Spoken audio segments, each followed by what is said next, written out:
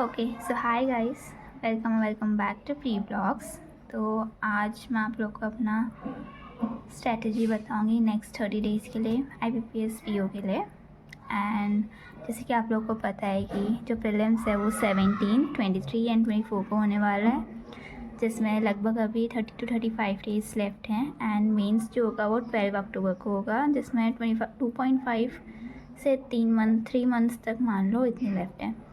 तो अभी मेरा प्लान यही है कि जो नेक्स्ट 30 डेज़ तक है उसमें मैं प्रीलिम्स और मेंस दोनों को लेके चलूँ, लेकिन थोड़ा सा वेटेज प्रीलिम्स का भी ज़्यादा होगा एंड मेंस का वेटेज थोड़ा कम कर रही हूँ।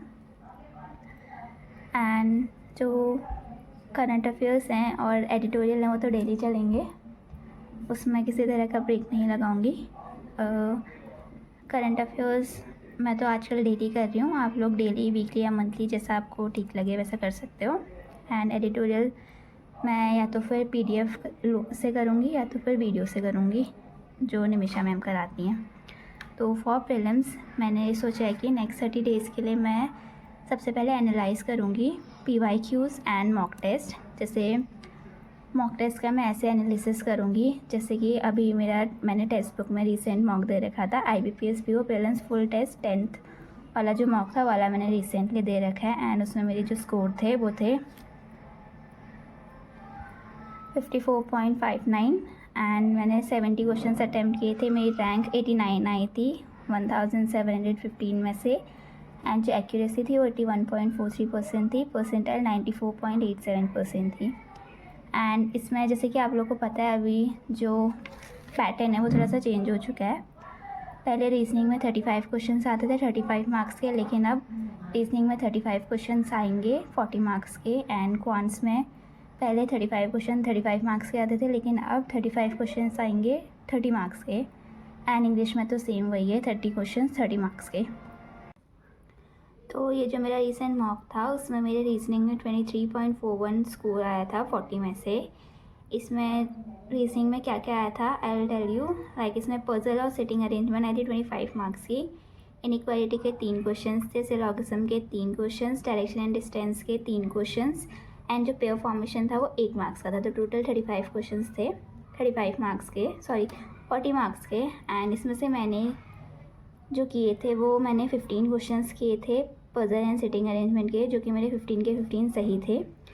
और जो 10 क्वेश्चन थे वो मेरे से स्किप हो गए थे क्योंकि 2 पजल मेरे से बनी नहीं थी, टाइम उतना नहीं बचा था।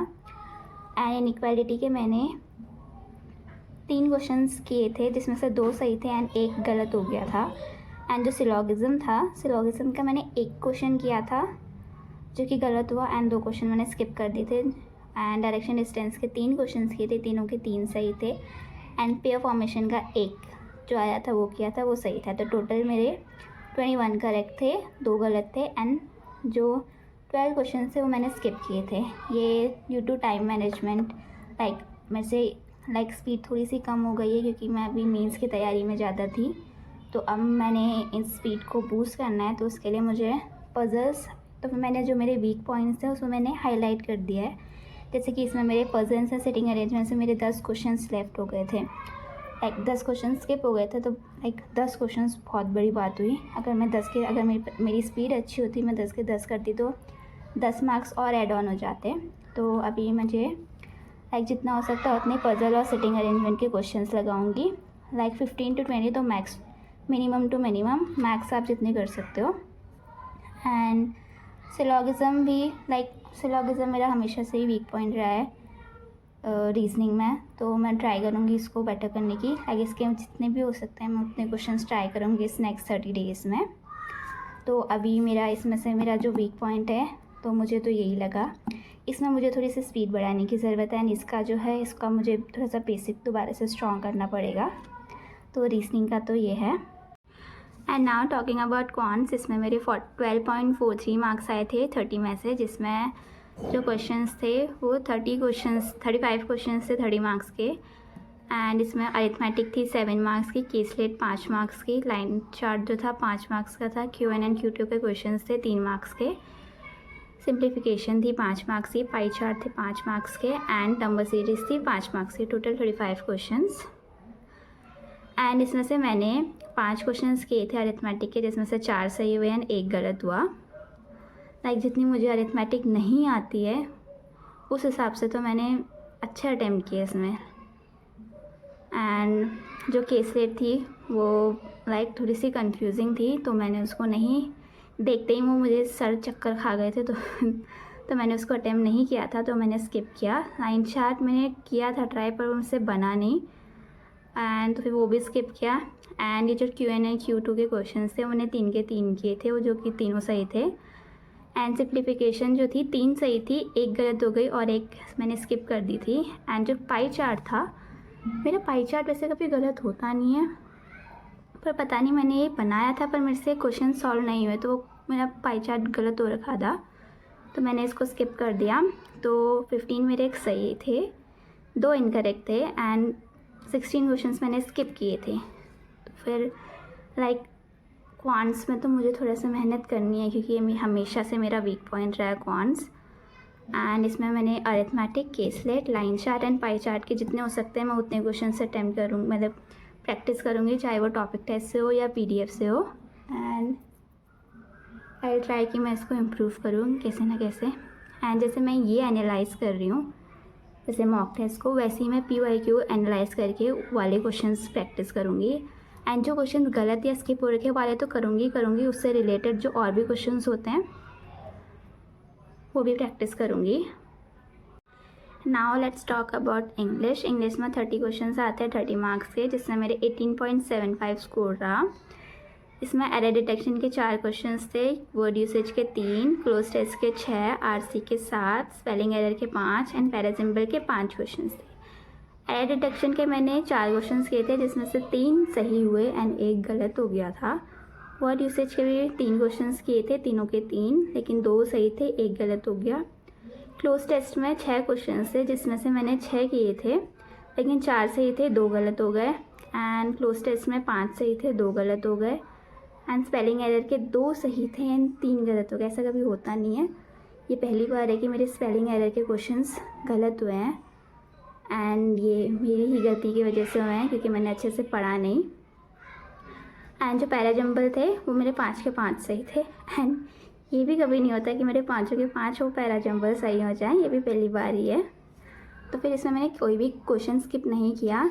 इनकरेक्ट की वजह से मेरे नेगेटिव मार्किंग चली गई एंड मेरे इतने कम स्कोर आए हैं इसमें। तो फिर इसमें मेरे 21 क्वेश्चंस करेक्ट थे एंड 9 क्वेश्चंस गलत थे। तो इसमें मैंने क्लोज टेस्ट, RC और स्पेलिंग एरर में अपने वीक पॉइंट्स वीक टॉपिक्स लिखे एज अ मार्क किया है। तो मैं इन तीनों टॉपिक के ज़्यादा से ज़्यादा टॉपिक टेस्ट या फिर PDF से क्वेश्चन सॉल्व करूँगी। एंड ये जो मैं करूँगी वो एक दिन मैं एक मॉक दूँगी एंड उसी दिन उसका एनालिसिस करके उसी दिन मतलब जितने क्वेश्चंस प्रैक्टिस हो सकता है उसी दिन करूँगी। फिर नेक्स्ट दिन जैसे नेक्स्ट डे दूसरा मॉक टेस्ट दिया तो उसी का ऐसा एनालिसिस करके उसी के टॉपिक टेस्ट देके उसी की प्रैक्टिस करूँगी। मैंने यही सोचा है नेक्स्ट 30 डेज़ के लिए। एंड हफ्ते में 1 या 2 चैप्टर में रिवीजन भी करूँगी। रीजनिंग के तो क्वेश्चंस प्रैक्टिस से ही रिवीजन हो जाता है, तो उसको मैं इतना करने की ज़रूरत नहीं, लास्ट के दिनों में मैं थोड़ा सा देख लूँगी। एंड इंग्लिश में भी इतनी कोई ज़रूरत नहीं है क्योंकि वो टॉपिक टेस्ट दे दे के ही समझ आ जाता है। लेकिन क्वांट्स की रिवीजन करना चैप्टर की इम्पॉर्टेंट है, तो मैं हफ्ते में एक या 2 चैप्टर जितना टाइम मैनेज हो पाता है उस हिसाब से मैं उसका रिवीजन करूँगी।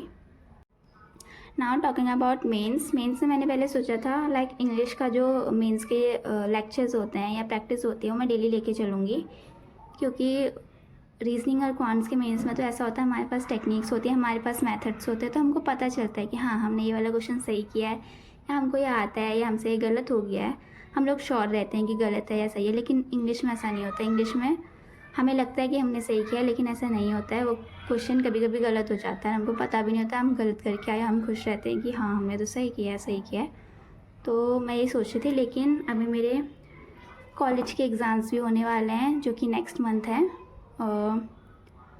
नेक्स्ट मंथ 12, 13 एंड 14 को मेरे कॉलेज के एग्ज़ाम्स हैं। आई थॉट कि वो जुलाई में हो जाएंगे, बट नहीं, वैसे तो एग्ज़ाम्स जो हैं वो जुलाई से ही शुरू हो गए हैं, 12 जुलाई से, लेकिन जो मेरे एग्ज़ाम्स हैं मेरे सब्जेक्ट के वो अगस्त में होंगे, 12, 13 and 14। And as you know IBPS PO का प्रीलिम्स है 17, 23 और 24 को, पता नहीं किस दिन मेरा पड़ता है, तो मैं किसी को भी अभी छोड़ नहीं सकती हूँ, मुझे दोनों साथ लेके ही चलने पड़ेंगे। तो अभी मैं सिर्फ एक सब्जेक्ट पर डे के हिसाब से लेके चल रही हूँ। लाइक एक दिन रीजनिंग के मेंस के लेक्चर और प्रैक्टिस कर ली, फिर सेकेंड डे इंग्लिश के मेंस के लेक्चर और क्वेश्चंस की प्रैक्टिस कर ली, एंड नेक्स्ट डे क्वांट्स की, एंड वैसे ही मतलब चलता रहेगा रीजनिंग, इंग्लिश, क्वांट्स। एंड जो ये है करंट अफेयर्स, वो तो मैं डेली लेके चल रही हूँ। तो अगर इससे क्या होगा, थोड़ा सा मेरे पास रात को टाइम बच जाएगा, जिससे मैं कॉलेज के एग्ज़ाम्स के लिए पढ़ सकती हूँ। तो मैं सब कुछ एक साथ लेके चल रही हूँ, तो इसी की वजह से मेरे पास थोड़ा सा टाइम मैंने इस तरह से मैनेज किया है कि उसके लिए भी टाइम बच जाए। लाइक अगर आप लोगों को ये मेरा आइडिया सही लगा तो आप लोग इसको अडेप्ट कर सकते हो और अपने उसमें स्ट्रेटजी में ला सकते हो। अगर नहीं लगा तो इट्स ओके, ये कंपल्सरी नहीं है कि जिसका देखो उसका ही आपको सही लगे ना आप उसको यूज़ करो। और अगर आपको लगा कि ये सही है लेकिन इसमें मुझे थोड़े से चेंजेस करने की नीड है, so you can do it. जैसे मेरे पास जो रात का टाइम है वो मैं कॉलेज के एग्ज़ाम्स के लिए लगाऊंगी, तो वो आप किसी और चीज़ के लिए लगा सकते हो। लाइक आप लोग के पास अगर टाइम है, लाइक किसी भी तरह का जॉब का प्रेशर नहीं है या कॉलेज के एग्ज़ाम्स वगैरह का प्रेशर नहीं है, तो आप डेली इंग्लिश करो। आई सजेस्ट कि आप डेली मेंस के इंग्लिश के लेक्चर्स और प्रैक्टिस तो करो ही करो। मैं ट्राई करूँगी कि अगर लेक्चर ना ले पाऊँ तो एक सेक्शनल मॉक दे दूँ डेली इंग्लिश का, देखते हैं कितना टाइम रहता है उस हिसाब से। सो यार जैसे मैंने इसका एनालिसिस किया वैसे ही मैं PYQs का भी एनालिसिस करूँगी। जो मुझे आते हैं वो सही है, जो मुझे नहीं आते हैं या जो मैंने गलत किए हैं मैं उसकी तो प्रैक्टिस करूँगी। उससे रिलेटेड जो अदर टॉपिक्स हैं या अदर उसी टॉपिक में कुछ जो दूसरे टाइप के क्वेश्चंस होते हैं उनकी भी प्रैक्टिस करूँगी डेली के हिसाब से। ये मैंने डेली के हिसाब से बताया, तो आप लोग देख लेना। एंड अगर आप लोग को PDF की नीड है, लाइक आप लोग के पास कोई सोर्स नहीं है PDF का, तो आप लोग मेरा टेलीग्राम चैनल ज्वाइन कर सकते हो। मैं उसमें डेली PDF शेयर करती हूँ, लाइक टॉपिक के हिसाब से भी एंड एग्ज़ाम के हिसाब से भी। सो आपको जो लिंक है वो डिस्क्रिप्शन बॉक्स में एंड मेरी बायो में मिल जाएगा। So yeah, that's all for today. Thanks for watching. Please like, share and subscribe. Bye. I hope you like the video.